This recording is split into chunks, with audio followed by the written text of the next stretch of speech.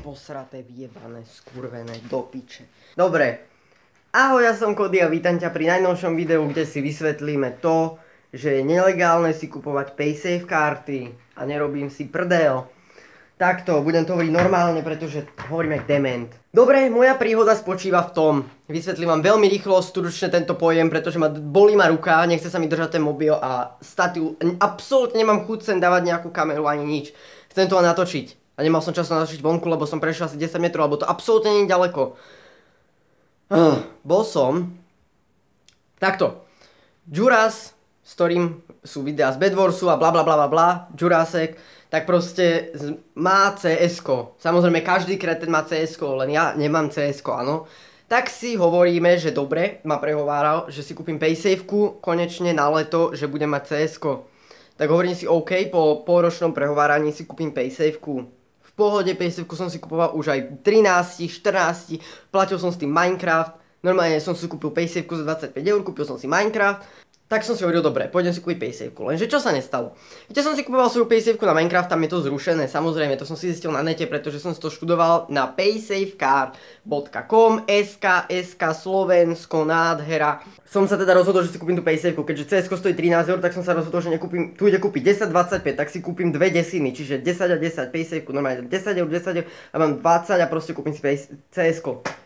No, lenže čo sa nestalo, Bindi, čiže ja, Kody, lebo ja som aj Bindi, to je jedno, nerieš, si ide kúpiť Paysafe-ku vedľa, úplne inám, úplne proste inám. Si pozrel som si tam na tej mape, že kde sú Paysafe-ky a išiel som si kúpiť Paysafe-ku.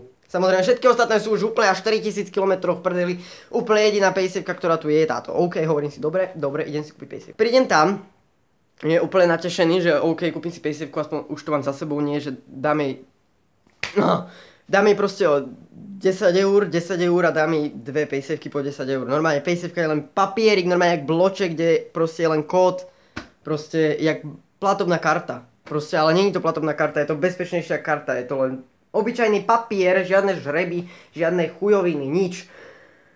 No, kupujú si to štvoročné deti, úplne každý kreten si kupuje Paysafe-ku, štvoročné deti fajčia, drogujú, pijú, alkohol, kokotiny.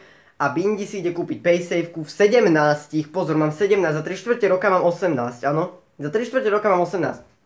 Idem si kúpiť Paysafe-ku a najprv sa na mňa pozerá, nie, poviem, dobrý deň, úplne tam prídem veselý, dobrý deň, máte Paysafe-ku? A ona sa tak na mňa sa nepozerá, úplne absolútne nepobíra, čo som povedal, úplne, čo je to Paysafe-ka, ako what the fuck? Ty si odkiaľ prišiel, úplne z budúcnosti, galaxy, úplne v piči. Tak som jej to vysvetlil, veľmi rýchlo.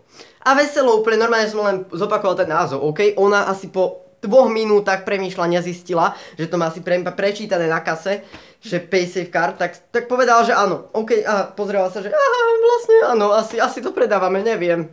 No, tak hovorím, OK, dobre, že máte Paysafe card, tak si prosím jednu Paysafe kartu za 10 eur. No.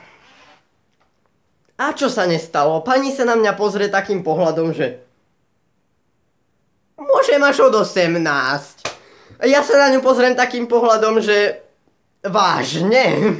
Úplne normálne v tú chvíľu po mne prešiel úplne najväčší pot, rage, nervy, všetko. A povedal som si, nebudem nervačiť, normálne to tej pani vysvetlím, že to absolútne je všetko úplne v pohode. Od 15 môže chodiť na brigády, zarábať peniaze, všetko úplne môžeš proste platiť, ale nie. Nie, pozor, nemôžeš, pretože na Slovensku je po novom zakázané používať peniaze pod 18 rokov. Zrejme, asi tak som to pochopil. Lebo absolútne inakšie nechápem, že jaký to má ako zmysel, posrané nasvietenie, že jaký to má zmysel, akože absolútne, lebo v podstate môžem od 15 chodiť na brigády a zarábať, ale peniaze môžem oficiálne asi podľa tejto logiky držať až od 18. Takže v podstate ja môžem buď to robiť zadarmo, alebo nemôžem si nič v živote nikdy kúpiť pod 18. Ani keď mám 16, 17, nič. Proste nie. Proste môžete zarábať, ale nemôžete mať asi peniaze. Podľa tejto logiky to takto vychádza, pretože tak som to pochopil ja. Pretože Paysafeka je obyčajné peniaze, není sú to stierace losy, není sú to hazardy, kraviny. Sú to peniaze, za ktoré si môžem kúpiť jedlo normálne. Na internete cez Paysafe si môžete kúpiť čokoľvek. Proste normálne. Čo je na tom zakázané, veď môžete objednávať cez internet, proste normálne. A proste nie, nemôžete. bankovú kartu, normálne platobnú kartu mať môžem od 15, ale paysafeku si nemôžem kúpiť v 17. Pritom som si už kupoval v 13. Toto je logika Slovenska, ľudia. Toto je môj dnešný najväčšia dnešná vec, ktorá sa dneska mohla fakt stať a ktorá mi zlepšila náladu, pretože už som v tejto chvíli mohol sťahovať CS-ko, ale mám hovno, môžem tu stáť, nadávať a premýšľať nad tým, jak je to fajn, jak je to super, skvelý, úplne najlepší a ešte absolútne neviem. Idem to pozrieť, fakt, jak sa mýlim, tak nenadávajte mi, jak sa mýlim, ja to napíšem do komentárov, alebo mi to napíšte vy. Ale ja to ešte idem pozrieť na net, že či je tam od 18, alebo prečo tam není napísané niekde, že je to od 18. Prečo proste nikde není napísané, že je to od 18? A prečo mi to potom predali v 13 a predávajú to ostatným? Prečo?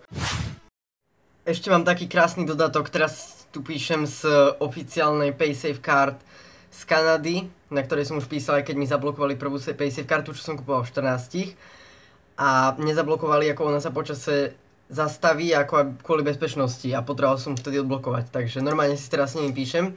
Som sa ich pýtal, screeny máte teraz na obrazovke, som sa ich pýtal, že od koľkých rokov je Paysafeka a napísali mi, že Paysafeka je od 16 a že môžem si založiť účet aj používať Paysafeku od 16. Ja mám 17, občiansky, môžem dokázať, že mám 17 a proste tá logika z toho nesrší a keď už je to od 16, tak prečo ste mi to predali 14?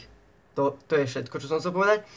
A plus ešte som im napísal, že teda mi to nechceli predať 17, že akože WTF, že tak potom to máte úplne na hovno. Z toho mi oni odpísali, že OK, že je to od 16, ale predajca si môže, máte to tu, predajca si môže určiť vek. Takže vlastne predajca môže zakázať, predajca to môže od 100 rokov. Alebo proste spravíme to tak, že predajca môže vlastne čokoľvek, čiže toto sú zákony na Slovensku. Ja vám gratulujem všetkým. Zakážme jedlo, pretože predajca si to môže zakázať, nie? Veď kupujeme jedlo až od 50. No, gratulujem týmto zákonom a pokiaľ so mnou súhlasíš, určite daj like, zdieľaj toto video a to je už fakt všetko.